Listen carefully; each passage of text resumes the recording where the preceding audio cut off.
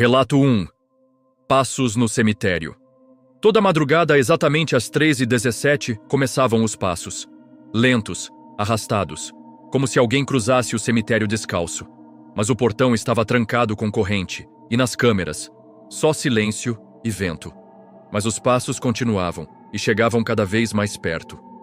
Essa história aconteceu com um conhecido da minha avó, o Sr. Aristides, que foi vigia noturno no cemitério municipal de Pedra Azul, interior de Minas.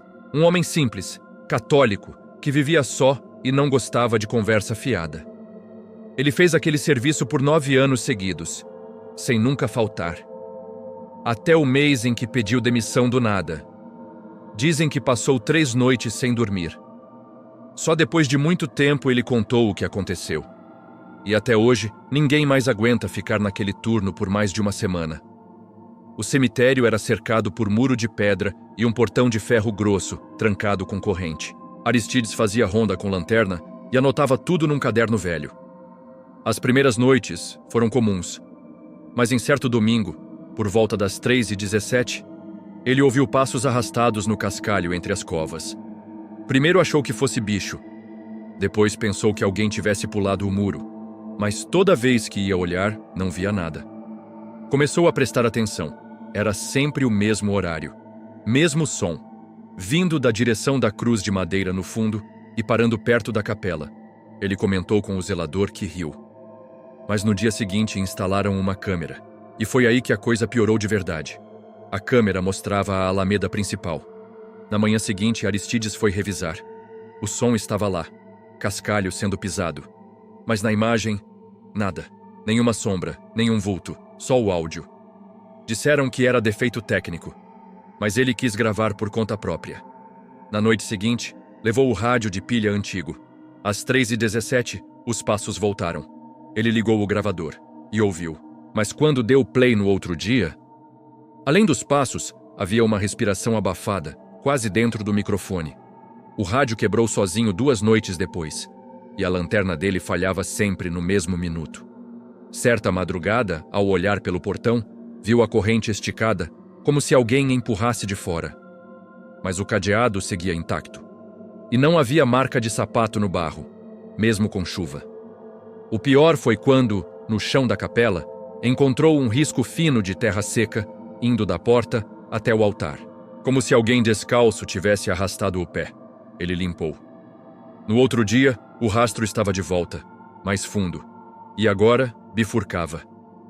Na última noite de serviço, ele decidiu não fugir. Sentou no banco da capela, apagou a luz e deixou a porta encostada. Às 3h16, ouviu um estalo seco. Às 3h17, começaram os passos, mas dessa vez, dentro da capela, lentamente, 1 a 1. Barulho claro de terra caindo no chão de pedra. E então, o som parou atrás dele. Aristides segurou o terço com força, virou devagar, mas não viu nada. Só que a porta, agora totalmente aberta, rangia sozinha. E no chão, do lado de fora, havia algo novo. Uma marca de joelho na terra, abaixada, virada para dentro. E no degrau da entrada, uma mancha escura, como se alguém tivesse encostado o rosto na pedra. Quando ele se levantou, viu outra marca. Uma mão, de barro, na lateral da própria calça. Mas ele não havia se sujado. Correu até o escritório. Se trancou. Ficou lá até o amanhecer. Quando abriram o portão, ele já estava com as malas prontas. Entregou o crachá sem olhar para trás e nunca mais voltou. Hoje, o cemitério continua funcionando. Mas quem ronda o lugar evita passar das 3 horas. A câmera nova que instalaram trava todo dia no mesmo minuto. 3h17. O áudio segue funcionando. O som dos passos ainda está lá. Quem escuta diz que parece mais de uma pessoa agora. E que o arrastar do pé está mais rápido. Aristides vive hoje em outra cidade. Nunca casou. Nunca mais trabalhou de noite. Uma vez, minha avó ligou para ele. Quis saber se era verdade. E ele só disse: não era quem andava. Era o que vinha depois do passo parar. E desligou sem se despedir. Se chegou até aqui, deixa o like e se inscreve no canal. Relato 2. A vela que acende sozinha. Todo ano, no mesmo dia, a vela acende sozinha, sem fósforo, mesmo com chuva, mesmo com vento, sempre no mesmo túmulo, sempre na mesma hora, como se alguém ainda voltasse, só para lembrar do acidente que ninguém esqueceu. Essa história aconteceu no cemitério do Cruzeiro, interior de Goiás. Foi contada por Dona Matilde, cuidadora do lugar há mais de 20 anos. Eu era estagiário de jornalismo e fui fazer uma matéria sobre cemitérios abandonados. Ela me recebeu com café, caderno e um aviso. Tem coisa aqui que não gosta de aparecer em matéria. Achei exagero. Até ela apontar para o túmulo de Helena Miranda e dizer: hoje é dia do acidente. Às 18h27, ela reacende. E se você ver, nunca mais vai esquecer. O cemitério era simples: terra, cruzes de madeira, lápides rachadas, sem energia, sem vigia. Mas o túmulo de Helena Miranda era diferente. Sempre limpo. Uma vela branca, presa num castiçal de ferro torto, ficava cravada bem no centro. Matilde jurava que ninguém a acendia. Eu só limpo. Nunca toco no pavio. Segundo ela, a chama surgia às 18h27 em ponto e apagava sozinha à meia-noite. Helena morreu num acidente de moto. O namorado sobreviveu e fugiu da cidade. Depois, o pai morreu. A mãe enlouqueceu. Sobrou a campa e a vela. Quando tentaram removê-la, a terra afundava, a cruz quebrava ou o portão emperrava. Depois da quarta tentativa, desistiram e passaram a respeitar. Esperei o dia inteiro. Às 18h20, um vento fino começou. O céu ainda claro, mas o ar estava gelado. E o cheiro mudou. Ficou úmido, como roupa guardada por tempo demais. Matilde me chamou. Não se aproxima, fica do portão para dentro. Às 18h27, a vela acendeu. Sem som, sem faísca. Um brilho pequeno, tremendo, que ganhou força aos poucos. Matilde fez o sinal da cruz. Agora ela tá aí, e completou. O pior ainda vem. O que ela me mostrou depois das 10 foi o que me fez nunca mais voltar. Fiquei até depois das 22 horas. O cemitério parecia parado, mas vivo. A vela ainda acesa. A chama balançava como se alguém soprasse. De repente, o celular travou. A câmera congelou. E o cheiro mudou de novo. Agora era perfume, floral, antigo. Olhei para o túmulo e vi uma sombra atrás da vela, sentada, mãos no colo, cabeça baixa, só um contorno real. E quando a chama oscilava, a sombra se mexia. Fiquei paralisado. Às 23 horas, o sino da igreja tocou 11 badaladas. E tudo sumiu. A chama ficou firme. A sombra... Não. Voltei com Matilde para o portão. Ela só disse. Hoje ela estava calma.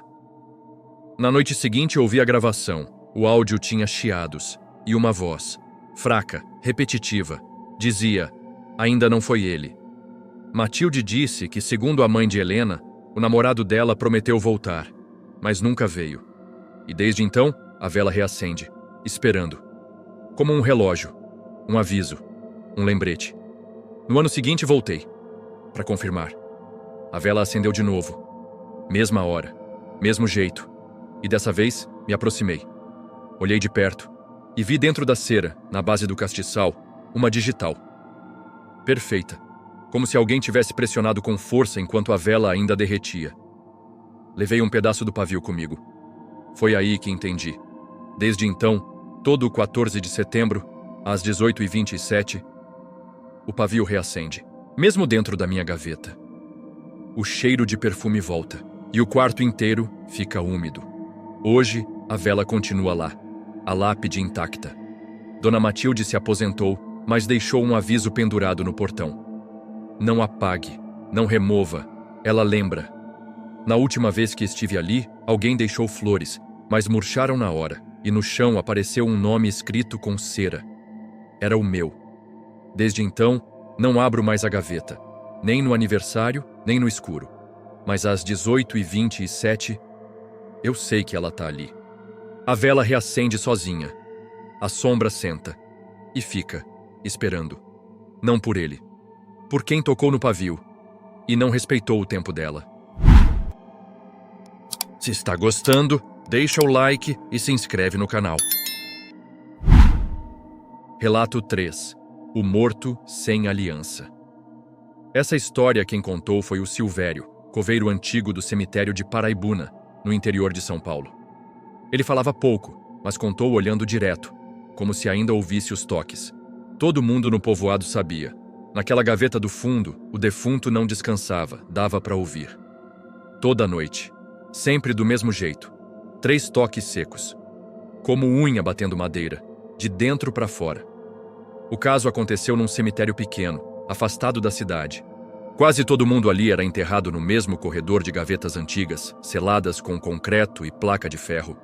Quem cuidava do lugar era um funcionário mais velho, que trabalhava há décadas e conhecia cada nome das lápides.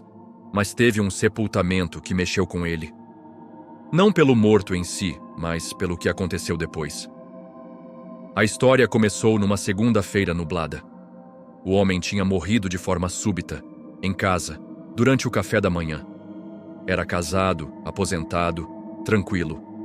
Nada de estranho. O corpo foi velado como sempre. Caixão simples, flores na beirada, oração rápida. Mas durante a cerimônia, algo chamou a atenção do coveiro. A esposa do falecido estava nervosa demais. Não chorava. Olhava o tempo todo para a mão dele. Na hora de fechar o caixão, ela chamou o coveiro num canto e disse: "Ele foi enterrado sem a aliança. Eu tirei. Estava apertada. Ia devolver, mas esqueci." No primeiro dia, nada aconteceu. No segundo, um dos moradores vizinhos ao cemitério foi até a prefeitura reclamar. "Tem alguém batendo na parede do ossário." O som era sempre à noite, sempre na mesma parede, e sempre o mesmo ritmo. Toque, toque, toque, pausava e voltava, como se alguém lá dentro quisesse sair. No terceiro dia, o próprio coveiro ouviu. Estava trancando o portão quando o som veio seco, direto da gaveta recém-lacrada. 3 batidas. Ele ficou parado. Tentou se convencer que era madeira estalando com o calor, mas fazia frio. E no dia seguinte, a família voltou. Dessa vez, com a aliança. A esposa chegou com o rosto mais pálido do que no velório. Mal falou. Só disse: "Ele nunca dormia sem. Usou a vida inteira. Eu preciso devolver." O coveiro ficou na dúvida. Não podia reabrir a gaveta. Mas levou o anel assim mesmo. Escondeu num pano e, ao enterrar outro corpo no final do corredor, passou perto da lápide. Disse algumas palavras baixas e colocou a aliança em cima da pedra, encostada na placa, no exato lugar onde a mão ficaria do lado de dentro. Naquela noite, o barulho parou. Nunca mais teve reclamação. Nenhum estalo. Nenhum toque. Mas uma coisa ficou na cabeça do coveiro. Um mês depois, numa tarde silenciosa, ele foi até o local para fazer limpeza e notou algo. A aliança não estava mais onde deixou, não tinha caído, não estava entre as flores secas. Ele pensou que alguém tivesse levado, mas ao olhar com atenção, percebeu uma rachadura na placa de ferro, reta, curva, como se uma unha tivesse riscado de dentro. Dias depois, uma das gavetas ao lado precisou ser aberta por ordem judicial. Durante a remoção do caixão ao lado, o pedreiro usou uma lanterna para verificar rachaduras entre os blocos e viu algo brilhar dentro da fenda da parede interna. Era a aliança, encaixada num vão entre cimento e madeira, do lado oposto à placa, como se tivesse atravessado a parede sozinha. O coveiro nunca contou o que viu, nem moveu mais nada, mas passou a deixar flores secas perto daquela gaveta todo mês e rezava, sem encostar. Anos depois, uma empresa tentou reformar o cemitério. Quiseram remover as placas antigas e padronizar tudo com mármore novo. Mas a obra nunca foi concluída. Na terceira semana, o pedreiro responsável caiu do andaime. Quebrou o braço direito e jurou que escorregou por causa de algo molhado na pedra. Mas chovia há dias e nenhuma das outras paredes estava molhada, só aquela, a que ficava atrás da gaveta do defunto sem aliança. Desde então, ninguém mexeu mais naquele corredor, nem por reforma, nem por acidente. E toda vez que alguém novo vai ser enterrado ali, o coveiro dá um aviso. Se tiver aliança, deixa com ele. O que achou desse relato? Deixa seu comentário. o seu like e se inscreve no canal. Relato 4. A mulher no canto. Foi num bar, numa conversa com um coveiro aposentado chamado Venâncio, que ouvi essa história. Ele falou baixo, com o olhar parado, como quem já viu coisa demais e decidiu guardar quase tudo. Durante um período estranho, toda criança da região parecia saber de uma coisa. Se alguém morresse, era melhor não olhar para o canto da capela, porque ela estaria lá. A mulher do vestido vermelho, sempre de costas, parada, imóvel como uma sombra colada na parede. E só as crianças viam. A primeira vez aconteceu em um velório simples. Um senhor idoso havia falecido, poucos presentes, clima respeitoso. No meio da cerimônia, a neta do falecido, com apenas 5 anos, puxou a avó pelo braço e perguntou: "Quem é aquela moça ali no canto?" A avó olhou. Nada. A menina insistiu. "Ela tá de vermelho. Tá olhando para a parede." A avó desconversou. Não comentou com ninguém. Coisa de criança, pensou. Mas 2 semanas depois, aconteceu de novo. Outra família, outro velório. Outra criança, mesma visão. Mesmo canto, mesma descrição. Uma mulher parada, de costas, com vestido vermelho escuro, cabelo comprido e um silêncio pesado ao redor dela. Sempre de costas, sempre ali. Com o tempo, os relatos aumentaram. Sempre que havia crianças, alguma comentava. Algumas apontavam discretamente. Outras apenas paravam de brincar e encaravam o canto da sala. Uma menina disse: "Ela está esperando a gente crescer." Outra falou: "Se olhar 3 vezes, ela vira." Um menino disse que ela murmurava nomes que ninguém entendia. A funerária passou a evitar crianças perto daquele canto. Funcionários evitavam limpar sozinhos. O boato se espalhou como erva daninha. Uma faxineira, durante a preparação de uma nova cerimônia, encontrou um pedaço de pano vermelho enroscado no rodapé. Molhado. Encardido. Parecia ter sido prensado no cimento. Achou estranho, mas não contou a ninguém. Dias depois, outra funcionária relatou sentir cheiro de perfume vindo do canto da sala. Doce, sufocante, como flor de cemitério. Mesmo com a sala e as janelas fechadas, o ar parecia mais frio naquele pedaço da parede. Foi quando o coveiro mais antigo decidiu contar o que sabia. Segundo ele, anos antes, uma mulher havia sido enterrada naquele cemitério. Sem velório, sem parentes. Foi encontrada sozinha, com tudo pronto para o enterro. Vestia um vestido vermelho de festa, salto alto, pulseiras douradas, no bolso um bilhete. "Quero sair bem na foto do próximo." A funerária cuidou de tudo. Sepultaram em silêncio, numa manhã nublada. Ninguém mais falou sobre isso. Até que os relatos começaram, sempre depois do próximo velório. Uma família mais desconfiada exigiu ver as câmeras da capela. O zelador mostrou as imagens. Estavam normais. Exceto por um detalhe. Na noite anterior, o vídeo travou por 3 minutos. Justamente no intervalo em que a filha da falecida apontou para o canto e sussurrou. Ela virou. O caso mais marcante foi o velório de uma mulher jovem que deixou 2 filhos gêmeos. Os meninos não choravam, não falavam. Ficaram o tempo todo observando o canto esquerdo da capela. Na hora em que os 2 olharam para o canto, uma das velas apagou sozinha. O ar ficou denso, mas nenhum adulto percebeu. Mas os meninos sorriram. Um deles encostou a mão na parede fria e disse: "Ela achou." O outro completou: "Agora ela vai embora." Naquela noite, a câmera voltou a funcionar. Mas no meio da filmagem, uma falha de luz atravessou o canto da tela. Como uma sombra avermelhada, estática. Depois, nada. Desde aquele velório, ninguém mais relatou ter visto a mulher.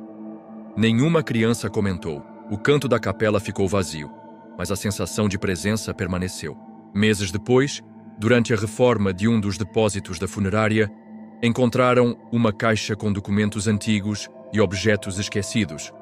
Dentro havia um envelope com fotos antigas da capela. Na última imagem, a sala estava completamente vazia.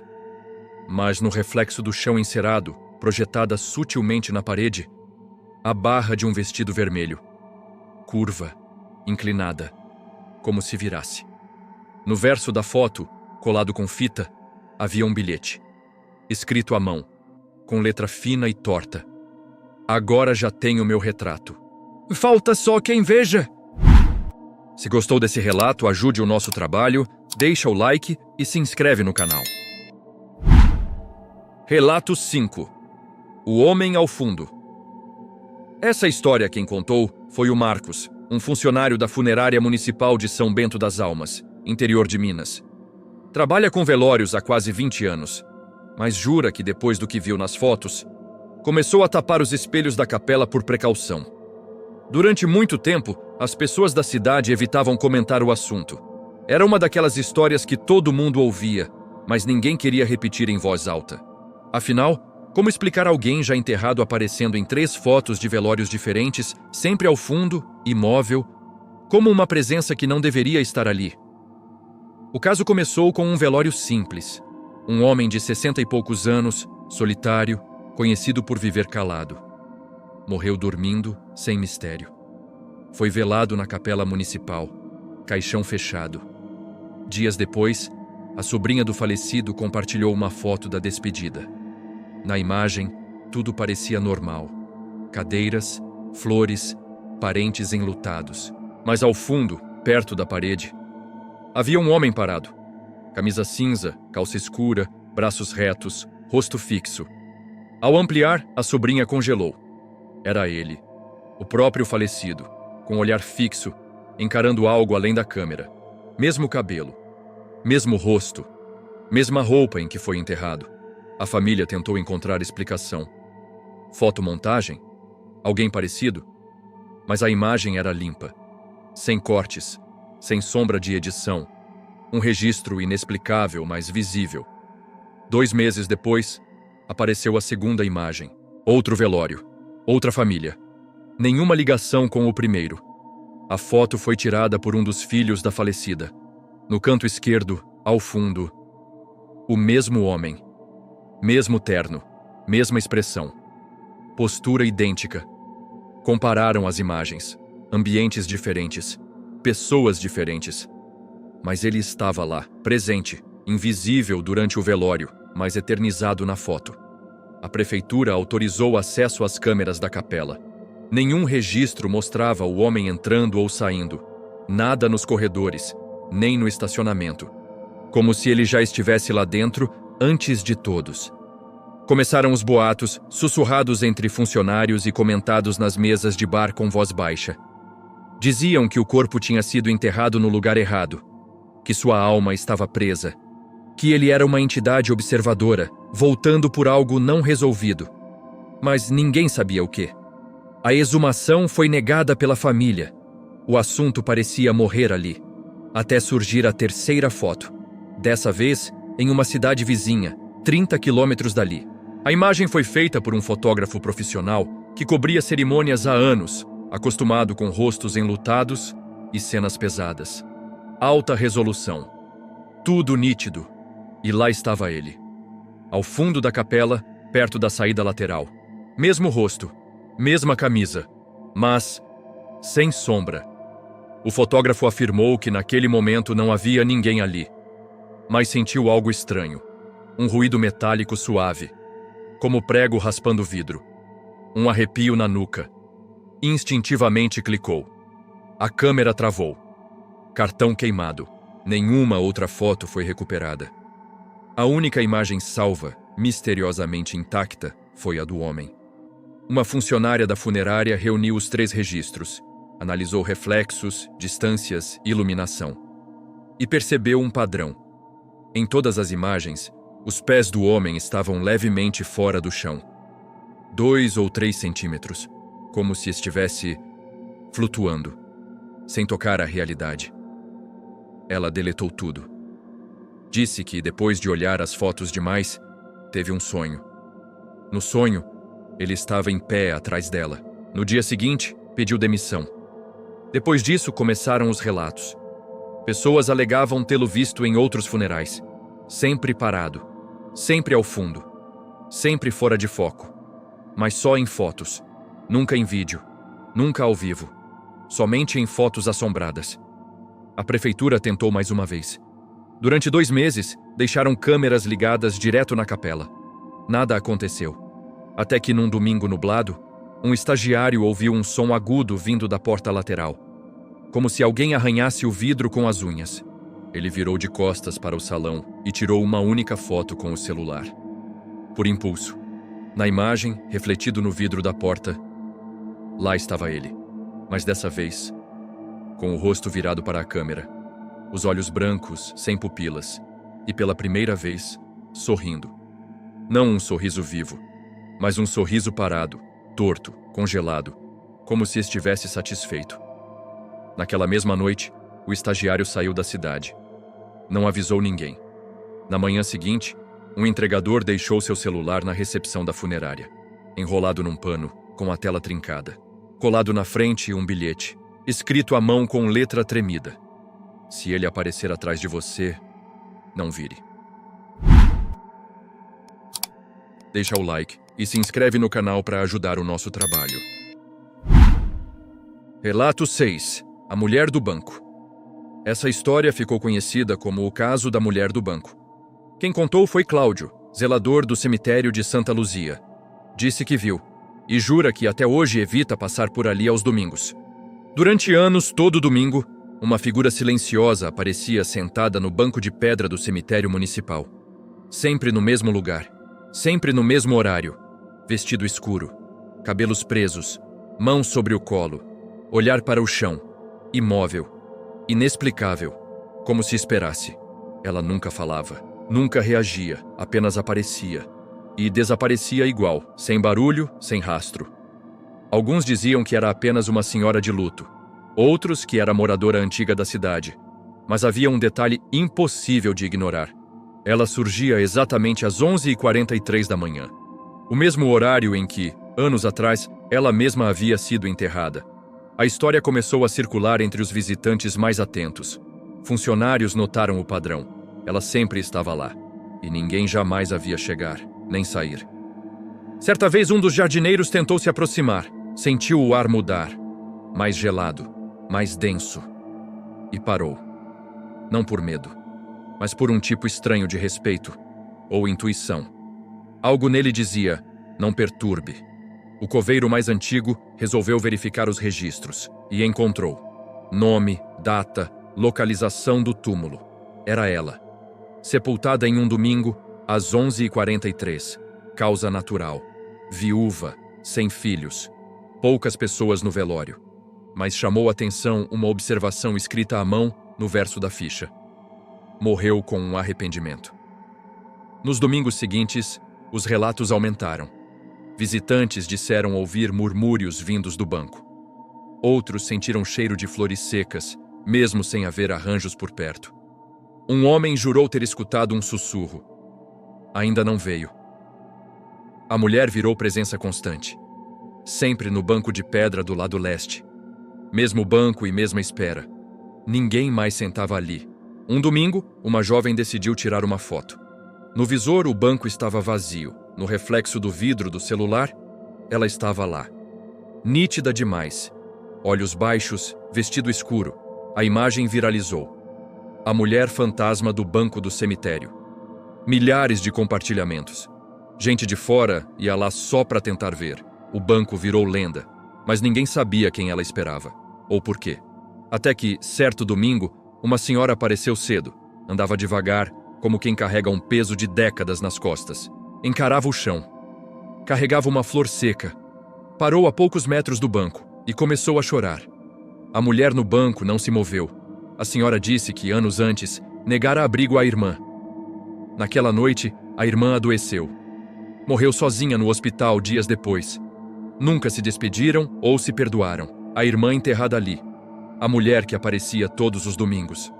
A senhora se ajoelhou. Disse que se arrependia. Sonhava com os olhos dela. E que agora entendia a presença. Não era raiva. Era espera. Ela não queria vingança. Só uma resposta, um gesto que nunca veio. No instante seguinte, a figura no banco levantou. O som da pedra sob o vestido pareceu ecoar pelo cemitério vazio. Lenta, suave. Virou o rosto pela primeira vez e sorriu. Depois, simplesmente desapareceu. Sem ruído, sem vento, como se tivesse se dissolvido no próprio silêncio. Nunca mais apareceu. Desde então, o banco permanece vazio, ninguém se senta, mas evitam passar por perto no horário, porque o lugar nunca mais foi o mesmo. Dizem que viram o banco molhado mesmo em dias secos. Outros dizem que os pássaros evitam o lugar. Um funcionário afirmou ter sentido calafrios vindo do chão. Uma criança apontou e sussurrou: "Ela tá esperando de novo?" No encosto do banco de pedra, há uma frase gravada com canivete. Ninguém sabe quem escreveu ou quando, mas ela está ali, rasgada na pedra como cicatriz. Eu só queria ouvir você dizer que sente muito. Se está gostando, ajude o nosso trabalho com o like, a sua inscrição. Relato 7. O vigia e o chamado. Essa história aconteceu com o Eduardo, um vigia noturno que trabalhou durante quase 10 anos no cemitério da cidade. Homem cético e calado. Mas depois daquilo, nunca mais foi o mesmo. Durante quase 10 anos ele trabalhou como vigia noturno no cemitério municipal. Silêncio, rotina e passos entre túmulos. Dizia que já tinha visto de tudo. Velas acesas em túmulos esquecidos, vultos cruzando trilhas, flores que murchavam do nada. Mas só uma coisa que não podia ser explicada, o fez pensar em largar tudo. Foi numa madrugada fria, úmida, daquelas em que o vento parece carregar algo mais. Por volta das 2, fazia a ronda perto do bloco antigo, onde os túmulos mais velhos se concentravam. E foi ali que ouviu seu nome, claramente, chamado por uma voz rouca, próxima, que parecia vir debaixo da terra. Ele parou, olhou ao redor. Nada. Achou que fosse cansaço, ou talvez vento entre as lápides. Continuou. 2 dias depois, ouviu de novo. Dessa vez, vindo da lateral das covas mais recentes. Mesma entonação. Mesmo timbre seco. Eduardo. Paralisou. Engoliu seco, mas não respondeu. Andou mais rápido. Fingiu que não ouviu. Na semana seguinte, comprou um gravador simples. Decidiu registrar as rondas. Queria ter certeza de que não estava enlouquecendo. E numa madrugada específica, a voz veio novamente. Mais baixa. Mais próxima. Eduardo... Tô aqui. Ele acelerou o passo. Não olhou para trás. Deixou o gravador ligado até o fim do turno. Em casa, deu play. E sentiu o sangue gelar. A gravação estava limpa.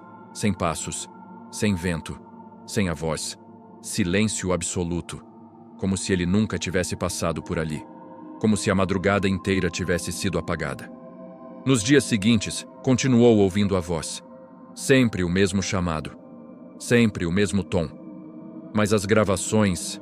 vazias. Mostrou o áudio a um amigo técnico em som. O homem aplicou filtros. Aumentou frequências. Resultado: o arquivo estava estático. Nenhum ruído. Nenhuma presença. "Parece que você gravou o nada", ele disse. A história se espalhou entre os funcionários. Chamaram de loucura. Outros passaram a evitar a ala antiga. Um jardineiro viu alguém curvado entre as covas, mas sumiu quando piscou. Uma funcionária ouviu um sussurro perto do banheiro. Vazio. Eduardo começou a anotar os horários e percebeu que a voz sempre surgia entre 2:15. Mesmo intervalo. Toda madrugada. Voltou aos registros do cemitério.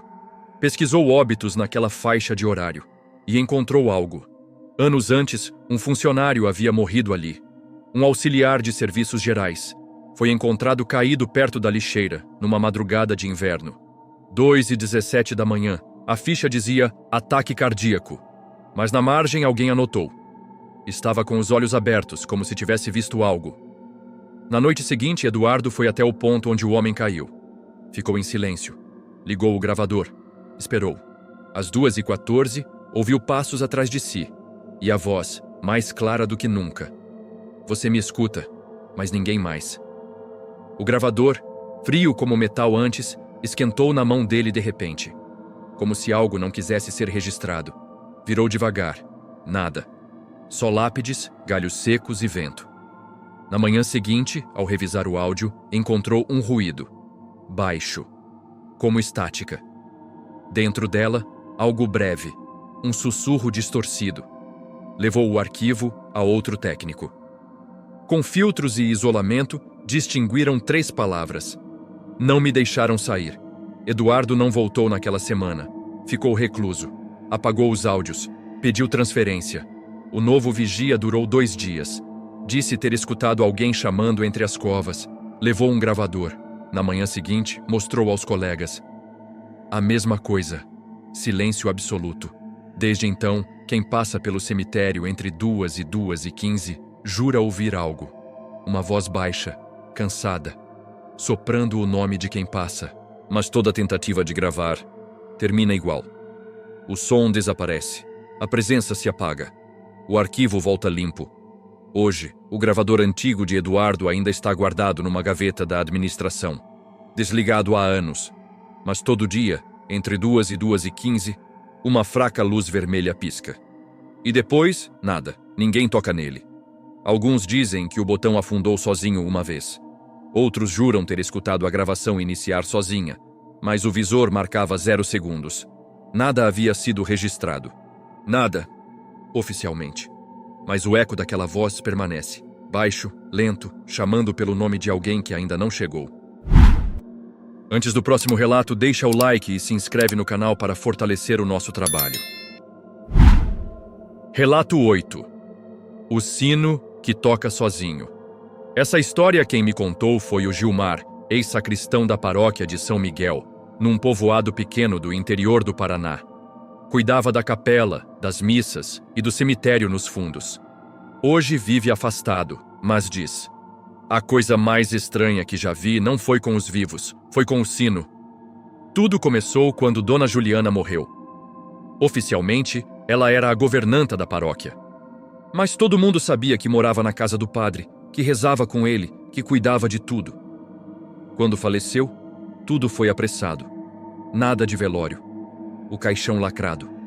Enterrada atrás da capela, num canto isolado, bem perto da base da torre do sino.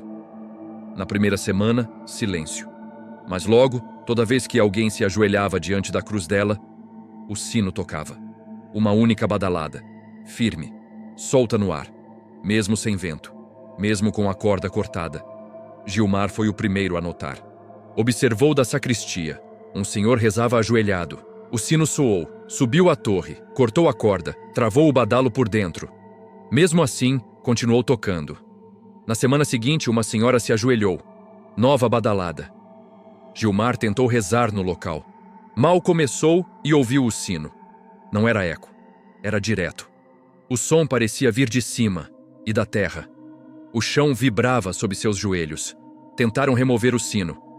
Quando subiram com a escada, ela quebrou. Um operário caiu. Outro ouviu uma voz fraca. Não é hora ainda. Gilmar passou a evitar o lugar, mas algumas mulheres da vila ainda iam rezar. Diziam sentir paz. Outras saíam chorando. Uma jurou ter visto uma figura de véu, parada ao lado da cruz. No terceiro mês, Gilmar soldou o sino, lacrou tudo. Na semana seguinte, o sino tocou 6 vezes. 6. Na mesma semana, a igreja perdeu energia durante a missa. No escuro, o sino tocou, alto, gelado. Gilmar desmaiou. Ao acordar, disse ter ouvido: ainda não me chamaram. Ele voltou ao túmulo com uma vela, acendeu e se ajoelhou. Tentou rezar o nome dela em voz alta, mas a garganta travou. O sino soou, a vela apagou. Uma dor apertou o peito. Ele se levantou sem terminar a oração. Atrás da cruz, viu um papel velho, colado com cera. Escrita à mão, só 2 palavras: não terminou. O cemitério ficava atrás da igreja, com um muro baixo e ciprestes. As lápides eram gastas e tortas. À noite, só o vento quebrava o silêncio. A torre era reforçada. Ninguém subia desde a solda. E o sino era de bronze escuro, parado, mas presente. Gilmar tentou ignorar, mas o som voltava. Sempre quando pensava nela. Sonhava com a mulher de véu parada na porta da sacristia, olhando a cruz. Na última vez, sentiu o ar gelar ao redor da vela. Um perfume antigo pairava no ar. A vela tremia antes de apagar. Ele nunca mais voltou. Dias depois, o muro da igreja apareceu pichado. Letras mal desenhadas. Se ajoelhar, escuta, se levantar, leva com você. Na madrugada do 2 de agosto, aniversário da morte de Juliana, o sino da varanda da casa de Gilmar tocou. 3 vezes. Ele abriu a porta. No barro, a marca de um joelho. A vila cochichava que Juliana havia feito uma promessa. Que só descansaria quando o padre fosse perdoado. Que o arrependimento ficou preso na terra. Hoje, o túmulo ainda está lá. Cruz torta, terra funda. Às vezes, flores ou pegadas. Gilmar diz que à noite, o som não vem da torre, vem do chão. Atrás da igreja, a lápide não tem nome, mas o sino ainda responde. Quem ajoelha ali, escuta. E quem escuta, carrega. E ele lembra.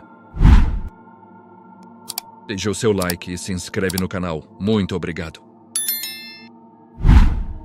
Relato 9. A luz do poste. Essa história quem me contou foi a enfermeira aposentada Nair, que trabalhou por décadas no Hospital São Vicente, numa cidade pequena do interior de Minas. Mora perto do cemitério municipal, bem na rua do antigo Portão Leste, o menos usado. E jura que toda vez que alguém para em frente à cova da moça do parto, a luz do único poste da rua se apaga. Não era falha elétrica. Já trocaram tudo. Mas sempre que alguém se aproximava daquele túmulo, a lâmpada apagava e acendia quando a pessoa saía. A moça se chamava Joana. Tinha 24 anos, morreu num domingo, durante o parto do primeiro filho. O bebê sobreviveu. Ela não resistiu. Foi enterrada numa cova simples, rente ao muro de trás.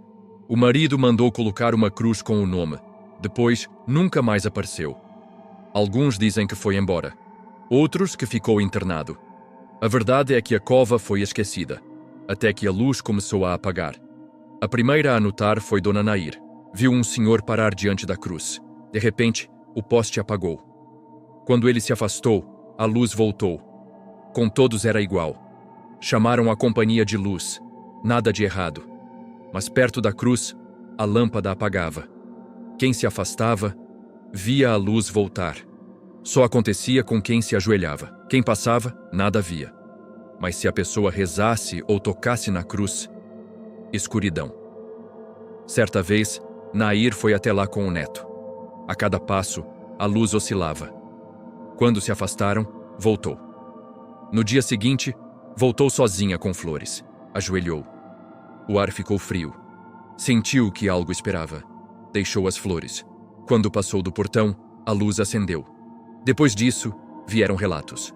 Vozes baixas, cheiro de leite, pegadas de criança. O cemitério fica atrás da igreja, com muro baixo e ciprestes. À noite, só o vento quebra o silêncio. O poste está na última curva, iluminando a terra diante da cova. Não há casas por perto, só cruzes. No terceiro domingo do mês seguinte, uma mulher parou com uma criança no colo. A luz apagou. A criança chorou. A lâmpada piscou, elas foram embora. No dia seguinte, a luz voltou. Certa noite, Nair observou de fora. Cemitério vazio. De repente, apagou. 5 segundos depois, acendeu. Motoristas dizem que a luz apaga quando param e volta depois. Nair começou a anotar. Era sempre no fim da tarde, principalmente aos domingos. Foi quando encontrou o bilhete. Estava na base da cruz, dobrado, enfiado no chão. Papel úmido, escrito à mão. Se ele vier, me deixa ver. E ninguém sabe quem escreveu, nem quando. O novo vigia viu uma mulher agachada, de véu, ajoelhada, chorava. Quando ele se aproximou, sumiu. A luz acendeu.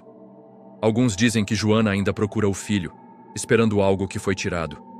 Outros acham que a cruz virou um ponto de passagem, uma porta, que se abre com oração. A teoria mais repetida, e que Nair mais teme, é que Joana nunca entendeu que morreu. E que toda vez que alguém se ajoelha, ela tenta responder. Nair disse que certa vez, uma senhora idosa veio de outra cidade. Era parente distante de Joana e soube da história pela internet. Veio rezar, deixou flores brancas. Quando se ajoelhou, a luz não apenas apagou, ela estourou. Um estalo seco no ar, vidro quebrado. A mulher caiu de joelhos com a mão no peito. Quando levantou, disse que sentiu como se alguém a abraçasse por dentro. No dia seguinte, o vigia encontrou cacos da lâmpada espalhados até a metade da rua. Ninguém ouviu vidro. Ninguém viu luz piscando na madrugada. Depois disso, as visitas diminuíram. A prefeitura nunca substituiu o poste. Ele continuou apagado, mas, em certas datas, sem nenhuma explicação, uma luz branda volta a brilhar sozinha. Só por alguns segundos. Só quando alguém se aproxima com calma, como se aquela presença só respondesse para quem vem em paz. A cruz segue. O poste está lá. Quem pisa ali, apaga a luz. Quem permanece, sente algo. Se continua, você ainda está aqui, deixa o like e se inscreve no canal. Relato 10. O relógio das 16h22.